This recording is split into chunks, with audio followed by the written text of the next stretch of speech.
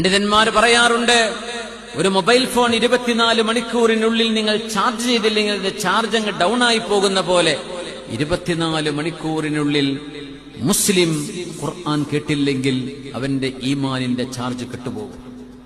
24 മണിക്കൂർ സമയം അതിനുള്ളിൽ വിശുദ്ധ ഖുർആൻ നിർബന്ധമായും കേട്ടിരിക്കണം.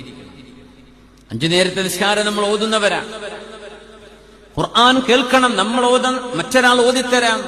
ആരോ ഓതുന്നത് റെക്കോർഡ് ചെയ്യപ്പെട്ടത് കേൾക്കാം. എങ്ങനെയാണെങ്കിലും 24 മണിക്കൂറിനുള്ളിൽ, നമ്മുടെ ഒരു ദിവസം അവസാനിക്കുന്നതിനുള്ളിൽ വിശുദ്ധ ഖുർആൻ കേൾക്കാൻ നമുക്ക് അവസരം കിട്ടിയില്ലെങ്കിൽ മൊബൈലിന്റെ ബാറ്ററി ഡൗൺ ആകുന്ന പോലെ നമ്മുടെ ഈമാൻ ഡൗൺ ആയിട്ടുണ്ടാവും. പിന്നെ അതിനെ ഉണർത്തിയെടുക്കാൻ പാടാണ്.